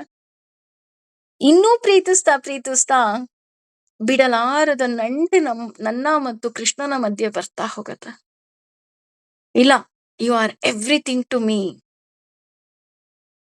ನನ್ನ ಪ್ರತಿ ಉಸಿರು ಸಹ ನಿನಗೆ ಮುಡುಪಾಗಿಡ್ಬೇಕು ಅನ್ನುವಷ್ಟು ಆಸೆ ನನ್ನಲ್ಲಿ ಬರ್ತಾ ಇದೆ ಭಗವಂತ ಅನ್ನುವಷ್ಟು ನಾವು ಅವನಿಗೆ ಸರೆಂಡರ್ ಆಗ್ತಾ ಹೋಗ್ತೇವೆ. ಆದ್ರೆ ಇಲ್ಲಿ ಒಂದು ನಾವು ತಿಳ್ಕೊಳ್ತಾ ಇರ್ಬೇಕು, ಇಲ್ಲಿ ಎಲ್ಲೂ ಸಹ ನಾವು ನಮ್ಮ ಕರ್ಮದಿಂದ ನಾವು ಹೊರಗಡೆ ಬರೋದೇ ಇಲ್ಲ. ಮನಸ್ಸಿನಿಂದ ನಾವು ನಮ್ಮ ಭಗವಂತನಿಗೆ ಹತ್ರ ಆಗ್ತಾ ಹೋಗ್ತೀವಿ. ಅದ್ರ ಜೊತೆ ಆಸೆ ಇರದ ಹಾಗೆ ನಮ್ಗೆ ಆಗ್ತಾ ಹೋಗುತ್ತೆ. ಇಲ್ಲ, ನನಗೇನು ಆಸೆ ಇಲ್ಲ. What is your new year resolution? ಏನೂ ಇಲ್ಲ. ನಾನ್ ಭಗವಂತನ ಬಗ್ಗೆ ಇನ್ನಷ್ಟು ಮತ್ತಷ್ಟು ಇನ್ನೂ ಇನ್ನೂ ಇನ್ನೂ ಅವನ ಬಗ್ಗೆ ತಿಳ್ಕೋಬೇಕು, ಅದೊಂದೇ ಆಸೆ. ಅವನನ್ನ ಸೇರ್ಬೇಕು, ಅದೇ ದೊಡ್ಡ ಆಸೆ. ಅದು ಬಿಟ್ಟು ಬೇರೆ ಏನೂ ಇಲ್ಲ. ನನಗೂ ಗೊತ್ತಾಗ್ ಹೋಗಿದೆ, ನನಗೆ ಎಷ್ಟು ದಿನ ಬಾಕಿ ಇದೆ ಅಂತ ನನಗ್ ಗೊತ್ತಿಲ್ಲ. ಆದ್ರೆ ಎಷ್ಟು ದಿನ ಇದೆಯೋ ಅಷ್ಟೇ ದಿನ ಅವನ ಬಗ್ಗೆ ತಿಳ್ಕೋಬೇಕು, ಅವನಿಗೆ ಹತ್ರ ಆಗ್ಬೇಕು. ಒಂದು ಸಲ ನಾನು ಹೋಗಿ ಅವನನ್ನ ಸೇರಿದ ಮೇಲೆ ಮತ್ತೆ ಈ ಭೂಲೋಕಕ್ಕೆ ಬರಬಾರ್ದು ಅಲ್ವಾ? ಆ ಜ್ಞಾನ ಎಲ್ಲಿಂದ ಬರ್ತಾ ಇದೆ ಅಂದ್ರೆ, ಅವನನ್ನ ತಿಳ್ಕೊಳ್ತಾ ತಿಳ್ಕೊಳ್ತಾ ಅರಿವಿನಿಂದ ನನಗೇನಾಗ್ತಾ ಇದೆ, ಜ್ಞಾನ ಬರ್ತಿದೆ. ಜ್ಞಾನದಿಂದ ಭಕ್ತಿ, ಭಕ್ತಿಯಿಂದ ನಾನು ಅವನಿಗೆ ಸೇರಿದವಳು ಅನ್ನುವಂತಹ ಅರಿವು ಬರ್ತಾ ಹೋಗುತ್ತೆ. ಅಸಂಗ ಶಸ್ತ್ರೇಣ ದೃಢೇನ ಚಿತ್ವ. ಆಗ ಚಿತ್ವ ಕಡ್ದು ಹಾಕ್ತಾ ಹೋಗ್ತೀವಿ. ಅಂದ್ರೆ ಈ ಪ್ರಪಂಚದ ಆಸೆಗಳನ್ನ ಕಡಿತೀವಿ. ಕಡ್ದಾಗ ನನಗೆ ಗೊತ್ತಾಗುತ್ತೆ, ಅವನು ಸರ್ವೋತ್ತಮ. ಅಂದ್ರೆ ಈಗ ಆ ಮರದ ಬೇರೇನಿದೆ, ಅದೇ ತ್ರಿಗುಣಗಳು. ತ್ರಿಗುಣಗಳಿಂದ ನಾನು ಹೊರಗಡೆ ಬಂದೆ. ಹೊರಗಡೆ ಬಂದು ಆ ಮರವನ್ನ ಕಡ್ದಾಗ ಅದರ ರೆಂಬೆ, ಕೊಂಬೆ, ಹಣ್ಣು, ಹೂಗಳು ಯಾವ್ದಿದೆ ಅಂತ ಅಂದ್ರೆ ನಾನು, ನನ್ನದು, ಅಥವಾ ಸ್ವರ್ಗ ಫಲ ಅಥವಾ ಮುಕ್ತಿ ಫಲ ಇದೇ ಇದೆ ಅಂದಾಗ ನನಗೇನೂ ಬೇಡ. ನನಗ್ ಭಗವಂತ ಒಬ್ಬನೇ ಸಾಕು. ಯಾಕೆ ಅಂತಂದ್ರೆ, ನಾವು ಒಂದು ಗಿಡವನ್ನ ನಾವು ರೀಪ್ಲಾಂಟ್ ಮಾಡ್ತಿದೀವಿ ಅಥವಾ ಏನೋ ಹುಳ ಬಂತು ಮೇಲೆ ಅಂದಾಗ ಮೇಲಿನ ಗಿಡವನ್ನ ಕಟ್ ಮಾಡ್ತೀವಿ. ಅದು ಬೇರಿರುತ್ತೆ. ಆ ಬೇರಿಗೆ ನೀರ್ ಹಾಕ್ತಾ ಹಾಕ್ತಾ ಮತ್ತೆ ಅದು ಹೊಸದಾಗಿ ಚಿಗುರುತ್ತಾ ಬರುತ್ತೆ. ಹಾಗೆ ಭಗವಂತ ನೀನೇ ಎಲ್ಲ, ನೀನ್ ಇಲ್ಲ ಅಂದ್ರೆ ಆಗೋದೇ ಇಲ್ಲ. ಈ ಜಗತ್ತು ಏನಿದೆ, ಈ ಜಗತ್ತು ಅಸ್ವತಂತ್ರ. ನಾನೂ ಸಹ ಅಸ್ವತಂತ್ರಳು. ಈ ಜಗತ್ತು ಅಂದ್ರೆ ನಾನು ಅದ್ರಲ್ಲಿ ಸೇರ್ಕೊಂತೀನಿ ಅಲ್ಲ. ನಾನು ಅಸ್ವತಂತ್ರಳು, ನೀನು ಸ್ವತಂತ್ರ, ನೀನು ಸರ್ವೋತ್ತಮ. ನಾವು ಪದೇ ಪದೇ ಹೆದರುತ್ತಾ ಹೋಗ್ತೀವಿ, ನಡುಕ್ತಾ ಹೋಗ್ತೀವಿ. ಅದಕ್ಕೆ ದಾಸರು ಹೇಳ್ತಾ ಹೋಗ್ತಾರೆ, "ಕಲ್ಲಣಿಸದಿರು ಕಂಡ್ಯ ತಾಳು ಮನವೇ ಎಲ್ಲರನ್ನು ಸರಹುವನು ಅದಕ್ಕೆ ಸಂಶಯ ಬೇಡ." ಯಾಕ್ ನೀನ್ ಸಂಶಯ ಪಡ್ತಾ ಇದ್ಯಾ? ಯಾಕ್ ನೀನ್ ಡೌಟ್ ಪಡ್ತಾ ಇದ್ಯಾ? ಅವನಿದಾನೆ, ಅವನು ಕಾಪಾಡ್ತಾನೆ. ನೀನು ಯೋಚನೆ ಮಾಡ್ತೀಯ? ಅವನನ್ನೇ ನಾವು ನಂಬ್ತಾ ಹೋಗ್ಬೇಕು. ಅವನನ್ನ ನಂಬಬೇಕು ಅಂದ್ರೆ ನಮಗೆ ದೇವ್ರೇ ಬೇಕು ಅನ್ನೋ ಆಸೆ ಮೂಡಬೇಕು. ಭಕ್ತಿ ಮೂಡಬೇಕು. ಇದು ಯಾವುದರಿಂದ ಬರುತ್ತಪ್ಪ ಅಂದ್ರೆ ಅನುಭವದಿಂದ. ಹೇಳ್ತಾರಲ್ಲ, ನಮಗೆ ಕಷ್ಟ ಬಂದಾಗ ಗೊತ್ತಾಗುತ್ತೆ ನಮ್ಮವ್ರು ಯಾರು ಅಂತ. ಹಾಗೆ ಕಷ್ಟ ಬಂದಾಗ ಅನುಭವದಿಂದ ನನಗೆ ತಿಳಿತಾ ಹೋಗುತ್ತೆ. ಹೇಗೆ ಒಬ್ರು ಸೈನ್ಸ್ ಸ್ಟೂಡೆಂಟು ಪ್ರಾಕ್ಟಿಕಲ್ ಇಂದ ಮತ್ತು ಥಿಯರಿಟಿಕಲ್ ಇಂದ ಎಲ್ಲವನ್ನ ತಿಳ್ಕೊಳ್ತಾ ಹೋಗ್ತಾರೆ. ಹಾಗೆ ಪ್ರಾಕ್ಟಿಕಲ್, ನನ್ನ ಈ ಜೀವನ ಅನ್ನೋ ಪ್ರಾಕ್ಟಿಕಲ್ ಇಂದ ನನಗೆ ಗೊತ್ತಾಗ್ತಾ ಹೋಗುತ್ತೆ ಭಗವಂತನೇ ಎಲ್ಲ ಅಂತ. ಥಿಯರಿಟಿಕಲ್, ಥಿಯರಿ ಅಂತ ಅಂದ್ರೆ ಭಾಗವತ ಇರ್ಬೋದು, ಭಗವದ್ಗೀತೆ ಇರ್ಬೋದು, ವೇದಗಳಿರ್ಬೋದು, ಉಪನಿಷತ್ತುಗಳಿರ್ಬೋದು, ಪುರಾಣಗಳಿರ್ಬೋದು. ಈ ಎರಡರಿಂದ ಅಂದ್ರೆ ಇದ್ರಲ್ಲಿ ಏನು ಭಗವದ್ಗೀತೆಯಲ್ಲಿ ಹೇಳಿದರೋ ಇದೆಲ್ಲ ನನ್ನ ಜೀವನದಲ್ಲೂ ಆದಾಗ ಆ ಅನುಭವದಿಂದ ಅವನೇ ಎಲ್ಲ, ಅವನು ಬಿಟ್ರೆ ಇನ್ಯಾರೂ ಇಲ್ಲ ಅನ್ನೋದು ನನಗೆ ತಿಳಿತಾ ಹೋಗುತ್ತೆ, ನನ್ನ ಅರಿವಿಗೆ ಬರುತ್ತೆ. ಅದೇ ಮುಂದುವರೆದು ಹೇಳ್ತಾ ಹೋಗ್ತಾರೆ, ತತಃ ಆನಂತರ ಪದಂ ಸ್ಥಿತಿಯನ್ನ ತತ್ ಆ ಪರಿ ಮಾರ್ಗಿತವ್ಯಂ ಕಂಡುಹಿಡಿಯಬೇಕು, ಯಸ್ಮಿನ್ ಯಾವುದರಲ್ಲಿ ಗತಾಹ ಹೊಂದುತ್ತಾರೋ ನ ನಿವರ್ತತಿ ಹಿಂದಿರುಗುವುದಿಲ್ಲ, ಭೂಯಃ ಮತ್ತೆ ತಂ ಆ ಏವ ಖಂಡಿತವಾಗಿಯೂ ಚ ಕೂಡ ಆದ್ಯಂ ಮೂಲವಾದ ಪುರುಷಂ ಪರಮಪುರುಷನು ಪ್ರಪದ್ಯೆ ಶರಣಾಗಬೇಕು, ಯಥಾಹ ಯಾರಿಂದ ಪ್ರವೃತ್ತಿ ಆರಂಭವು ಪ್ರಸೃತ ವಿಸ್ತರಿಸಿದೆ, ಪುರಾಣಿ ಬಹು ಪ್ರಾಚೀನವಾದ. ಅಂದ್ರೆ ತತಃ ಪದಂ ತತ್ಪರಿಮಾರ್ಗಿತವ್ಯಂ. ಆಗ ನಾನು ಅಂದ್ರೆ ಯಾವಾಗ ನಾನು ಪ್ರಾಕ್ಟಿಕಲ್ಲು ಥಿಯರಿ ನನ್ನ ಅನುಭವ ಎಲ್ಲ ನನಗೆ ತಿಳಿತಾ ಹೋಗುತ್ತೆ, ಆಗ ನಾನು ದೇವ್ರನ್ನ ಹುಡುಕೋ ಪ್ರಯತ್ನವನ್ನ ಮಾಡ್ತೀನಿ. ಎಸ್, ಅವನು ನನ್ನ ಜೊತೆ ಇದ್ದಾನೆ, ನಾನು ಅವನನ್ನ ಹುಡುಕಬೇಕು. ಸುಮ್ನೆ ನಾನು ದೇವ್ರನ್ನ ಹುಡುಕ್ತೀನಿ ಅಂತ ಅಂದ್ರೆ ಅದು ಪರಿಶುದ್ಧ ಸುಳ್ಳಾಗತ್ತೆ.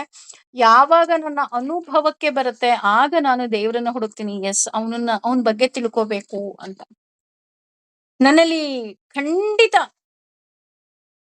ಇದ್ದಾಗ ನಾವು ಅವನನ್ನ ಹುಡುಕ್ತಾ ಹೋಗ್ತೀವಿ. ಅಂದ್ರೆ ನಮ್ಮಲ್ಲಿ ಆ ಜ್ಞಾನ ಅನ್ನೋದು ಯಾವಾಗ ಹೆಚ್ಚುತ್ತಾ ಹೋಗುತ್ತೆ ಆಗ ಖಂಡಿತ ಆ ತುಡಿತಾ ಇರ್ಬೇಕು ನಮಗೆ.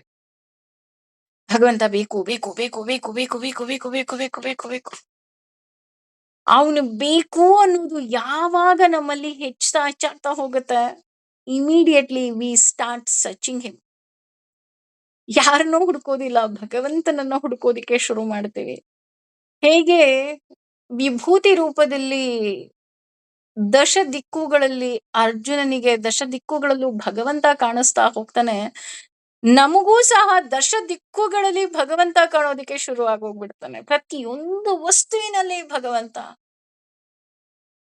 ನೀನ್ ಎಷ್ಟು ಪರ್ಫೆಕ್ಟ್ ಆಗಿದ್ಯಪ್ಪ, ನಾನು ಯಾಕೆ ಹೀಗಿಲ್ಲ ಅಂತ ನನಗೆ ಒಂದು ಅರಿವು ಜ್ಞಾನ ಮೂಡ್ತಾ ಬರುತ್ತೆ.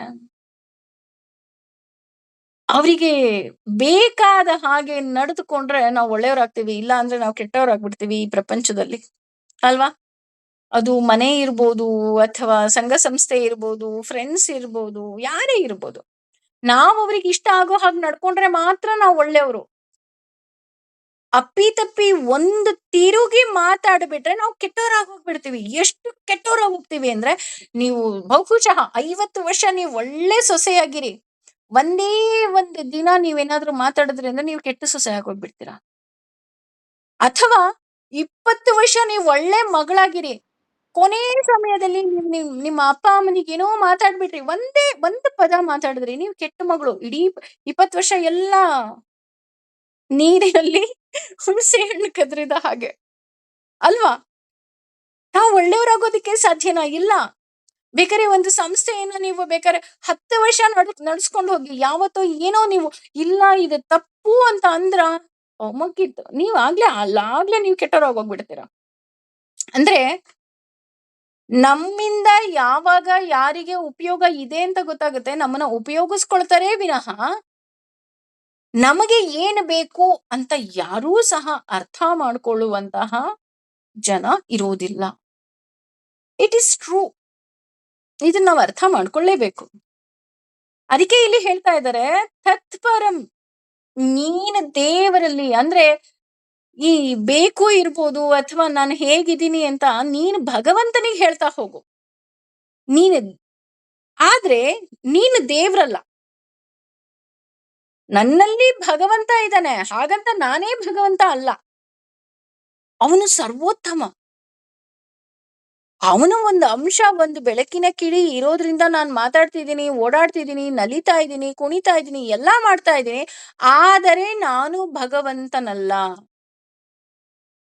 ಭಗವಂತ ಅವನು ಸರ್ವೋತ್ತಮ. ತತ್ ಪರಿಮಾರ್ಗಿತವ್ಯಂ, ಇಂತಹ ಸರ್ವೋತ್ತಮನಾದ ಭಗವಂತನನ್ನ ನಾನು ಹುಡ್ಕೋ ಪ್ರಯತ್ನವನ್ನ ಮಾಡ್ಬೇಕು. ಆಗ ಹುಡುಕಿದ್ದಾಗ ಯಸ್ಮಿನ್ ಗತಾನನಿ ವರ್ತಂತಿ ಭೂಯಃ, ನೀನು ಮತ್ತೆ ಹುಟ್ಟಿ ಬರೋದಿಲ್ಲ. ಯಾಕೆ ಹುಟ್ಟು ಬರೋದಿಲ್ಲಪ್ಪ ಅಂತ ಅಂದ್ರೆ, ಒಂದು ಜಾತ್ರೆಗೆ ಒಂದು ಮಗು ಹೋಗುತ್ತೆ.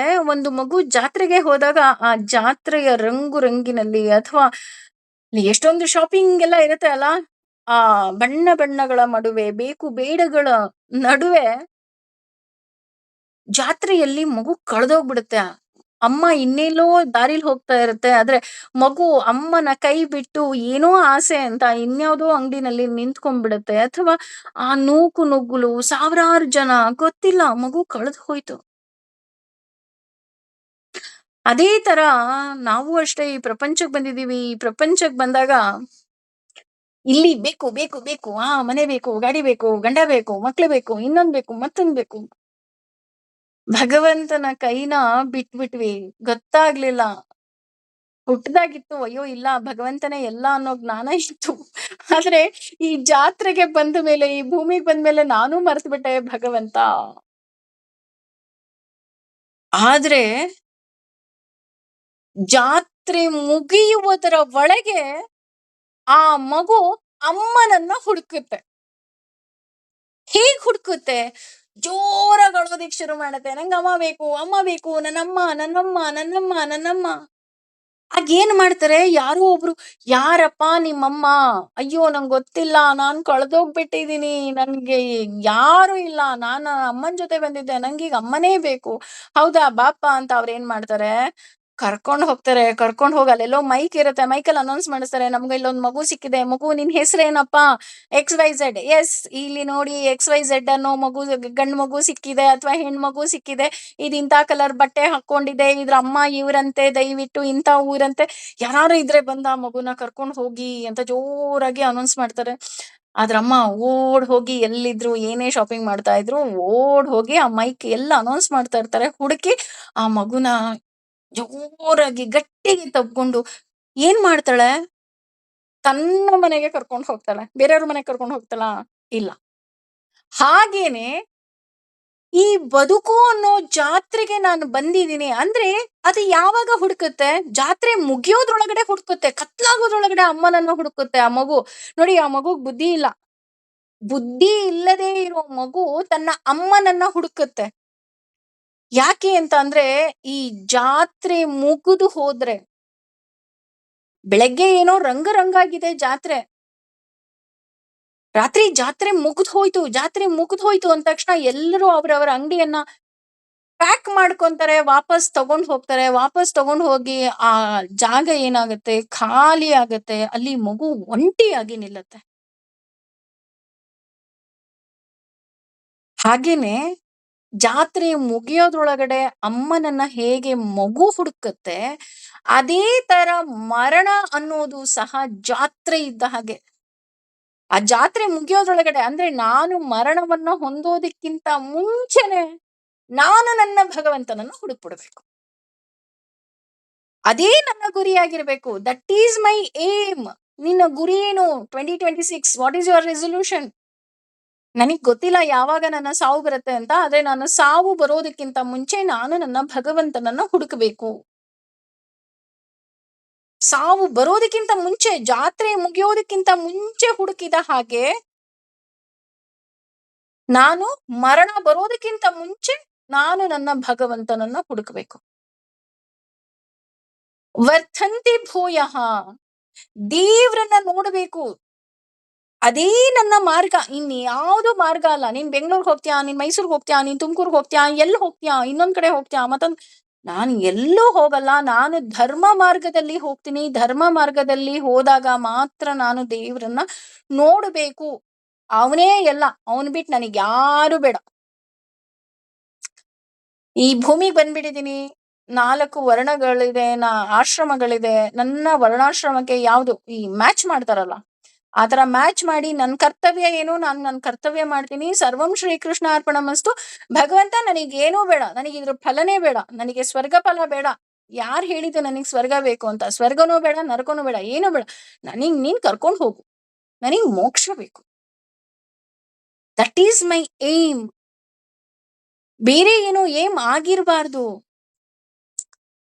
ತಮೇವ ಚಾದ್ಯಂ ಪುರುಷಂ ಪ್ರಪದ್ಯೆ. ಇದಕ್ಕಾಗಿ ನಾನು ದೇವರಿಗೆ ಮೊರೆ ಹೋಗ್ಬೇಕು.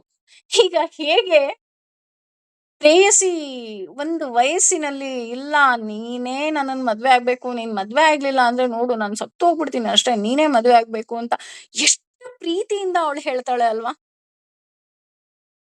ಅದೇ ತರ ನಾನು ಅಷ್ಟೇ ನನ್ನ ಭಗವಂತನ್ ಮೊರೆ ಹೋಗ್ಬೇಕು. ಭಗವಂತ ನೀನೇ ಬೇಕು, ನೀನ್ ಬಿಟ್ರೆ ನನಗ್ ಯಾರು ಬೇಡ.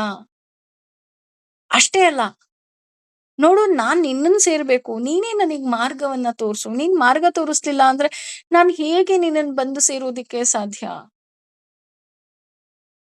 ಪ್ಲೀಸ್ ನಿನ್ ಮನೆ ಅಡ್ರೆಸ್ ಕೊಡು. ಯಾಕೆ ಅಂದ್ರೆ ನಾನ್ ನಿನ್ ಮನೆಗ್ ಬರ್ಬೇಕು. ಕಷ್ಟ ಅಂದ ತಕ್ಷಣ ನೀನ್ ಮನೆಗ್ ಬರ್ಬೇಕಲ್ವಾ, ನಾನು ಓಡ್ ಬರ್ಬೇಕಲ್ವಾ? ಮನೆ ಅಡ್ರೆಸ್ಸೇ ಗೊತ್ತಿಲ್ದೆ ನಾನ್ ನಿನಗೆ ಹೇಗ್ ಹುಡುಕ್ಲಿ ಅಲ್ವಾ? ಪ್ರಿಯಾಕರ ಹೇಳ್ಬಿಟ್ಟು ಹೋಗ್ತಾನೆ, ನಾನ್ ಬೆಂಗಳೂರು ಕೆಲ್ಸಕ್ ಹೋಗ್ತಾ ಇದ್ದೀನಿ, ನಾನ್ ಬೆಂಗಳೂರಲ್ಲಿ ಇರ್ತೀನಿ ಅಂತ. ಪ್ರೇಯಸಿಗೆ ಹುಡ್ಕೋದಿಕ್ಕೆ ಸಾಧ್ಯನಾ? ಖಂಡಿತ ಸಾಧ್ಯ ಇಲ್ಲ. ಬೆಂಗಳೂರು ಅಂತ ದೊಡ್ಡ ಸಿಟಿಲಿ ನೀನ್ ಎಲ್ಲೋ ಕೆಲಸ ಮಾಡ್ತಿದ್ಯಾ ಅಂದ್ರೆ ನಿನ್ನ ಮನೆ ಅಡ್ರೆಸ್ಸೇ ಗೊತ್ತಿಲ್ಲದೆ ನಾನು ಹೇಗ್ ಬರ್ಲಿ? ಹಾಗೆ ಈ ಪ್ರಪಂಚದಲ್ಲಿ ನೀನ್ ನನ್ನನ್ನ ಬಿಟ್ಬಿಟ್ಟಿದ್ಯಾ? ನೀನು ನನಗೆ ಅಡ್ರೆಸ್ ಕೊಡ್ಲಿಲ್ಲ ಅಂದ್ರೆ ನಾನು ಹೇಗೆ ಬಂದೆ ನಿನ್ನನ್ನ ಸೇರೋದಿಕ್ಕೆ ಸಾಧ್ಯ? ಹಾಗಾಗಿ ನೀನ್ ಬರೀ ಅಡ್ರೆಸ್ ಕೊಡೋದಷ್ಟೇ ಅಲ್ಲ, ನೀನೇ ನನಗೆ ದಾರಿ ತೋರಿಸ್ಬೇಕು. ಮಗು ನೋಡು ಇದು ಜಾತ್ರೆ, ಇದು ನನಗೆ ಅರ್ಥ ಆಯ್ತು. ನಾನೀಗ ಜಾತ್ರೆನಲ್ಲಿದ್ದೀನಿ. ಆದ್ರೆ ನಾನ್ ನಿನ್ನ ಮನೆಗ್ ಬರ್ಬೇಕು, ನಿನ್ನನ್ ಸೇರ್ಬೇಕಲ್ವಾ? ಹಾಗಾಗಿ ನೀನೇ ನನಗೆ ದಾರಿ ತೋರ್ಸು. ಇಲ್ಲ, ಇದೇ ನಿನ್ನ ಮನೆ, ಇದೇ ನಿನ್ನ ದಾರಿ. ಈಗ ಬೆಂಗಳೂರಿಗೆ ಬಾ ಅಂತ ಕೆಲವರು ತುಂಬಾ ಆತ್ಮೀಯರು ಇರ್ತಾರೆ. ಅವರೇ ಕರ್ಕೊಂಡು ಹೋಗ್ಬಿಡ್ತಾರೆ, ಬಿಟ್ಬಿಡಿ. ಸಪೋಸ್ ಕೆಲವರು ಏನಂತಾರೆ, ಗೂಗಲ್ ಮ್ಯಾಪ್, ಎಸ್ ಇಲ್ಲ ನಾನು ವಿಡಿಯೋ ಕಾಲ್ ಅಲ್ಲಿ ಇರ್ತೀನಿ, ನೋಡು ಲೆಫ್ಟ್ ತಗೋ, ರೈಟ್ ತಗೋ, ಸ್ಟ್ರೈಟ್ ಬಾ, ನೋಡು ಅಲ್ಲಿ ಅಂಗಡಿ ಬಂತು, ಎಸ್ ಲೆಫ್ಟ್ ತಗೊಂಡು ಸೆಕೆಂಡ್ ಹೌಸೇ ನನ್ ಮನೆ, ಬಾ ಬಾ ಬಾ ನೋಡು ನಾನು ಇಲ್ಲೇ ನಿಂತಿದ್ದೀನಿ ಅಂತ ಕೆಲವರು ಆತ್ಮೀಯರು ಬರಮಾಡ್ಕೊಳ್ತಾರಲ್ಲ. ಆ ರೀತಿ ನೀನೇ ನನಗೆ ದಾರಿ ತೋರಿಸು. ನಾನು ನಿನ್ನನ್ನು ಸೇರ್ಬೇಕು, ನನಗೆ ಮೋಕ್ಷ ಬೇಕು. ಯಥಃ ಪ್ರವೃತ್ತಿ ಪ್ರಸೃತಾ ಪುರಾಣಿ. ನಾಶ ಮತ್ತೆ ಸೃಷ್ಟಿ ಯಾರಿಂದ ಆಗುತ್ತೋ ಅವನೇ ದೇವ್ರು. ಅವನ ಮೊರೆ ನಾವು ಹೋಗ್ಬೇಕು. ಯಾರೋ ಮೊರೆ ಹೋಗಿ ನನ್ನನ್ನ ಕಾಪಾಡಿ, ನನ್ನನ್ ಕಾಪಾಡಿ, ನೀವ್ ಕಾಪಾಡ್ಲಿಲ್ಲ ಅಂದ್ರೆ ನನಗಾಗಲ್ಲ, ನನಗ್ ಬದುಕಿಲ್ಲ, ನೀವಿಲ್ಲ ಅಂದ್ರೆ ನನಗಾಗಲ್ಲ. ನೋ. ಯಾರಿರ್ಲಿ ಯಾರು ಬಿಡ್ಲಿ, this is your life, you have to. ಆದ್ರೆ ನೀನೇ ಬೇಕು ಭಗವಂತ. ನೀನಿಲ್ಲ ಅಂದ್ರೆ ನನಗ್ ಬದುಕಕ್ಕಾಗಲ್ಲ, ನನಗ್ ಮೋಕ್ಷ ಬೇಕು. ನೋಡು ನೀನ್ ಭೂಮಿ ಕಳ್ಸಿದ್ಯಾ, ಭೂಮಿ ಕಳ್ಸಿದ್ದಕ್ಕೆ ನನ್ ಕರ್ತವ್ಯ ಎಲ್ಲ ನಾನು 100% ಮಾಡಿದೀನಿ. ನಾನು ಏನು ಬ್ಯಾಲೆನ್ಸ್ ಉಳಿಸ್ಬಿಟ್ಟು ಬಂದಿಲ್ಲ. ಮತ್ತೆ ನನಗ್ ಕಳಿಸ್ಬೇಡ. ನನಗೆ ನೀನೇ ಬೇಕು. ಅವನು ಮನಸ್ಸು ಮಾಡಿದ್ರೆ ಮಾತ್ರ ನಾವ್ ಏನು ಬೇಕಾದ್ರೂ ಮಾಡಬಹುದು ಅಲ್ವಾ? ಏಕೆ ಅಂತಂದ್ರೆ ಅದು ಮಾತ್ರ 100% ನಿಜ. ಅವನು ಮನಸ್ಸು ಮಾಡಿದ್ರೆ ಮಾತ್ರ ಅವನ ಬಗ್ಗೆ ಮಾತಾಡೋದಿಕ್ಕೆ ಸಾಧ್ಯ. ಅವನು ಮನಸ್ಸು ಮಾಡಿದ್ರೆ ಮಾತ್ರ ಅವನ ಬಗ್ಗೆ ಕೇಳೋದಿಕ್ಕೆ ಸಾಧ್ಯ. ಅವನು ಮನಸ್ಸು ಮಾಡಿದ್ರೆ ಮಾತ್ರ ನಾನು ಅವನನ್ನ ಸೇರೋದಿಕ್ಕೆ ಸಾಧ್ಯ. ಅವನು ಮನಸ್ಸು ಮಾಡ್ಲಿಲ್ಲ ಅಂದ್ರೆ ಖಂಡಿತ ಸಾಧ್ಯ ಇಲ್ಲ. No way. ಹಾಗಾಗಿ ಅವನು ಮನಸ್ಸು ಮಾಡಿದ್ರೆ ಮಾತ್ರ ನನಗವನು ಸಿಗೋದಿಕ್ಕೆ ಸಾಧ್ಯ.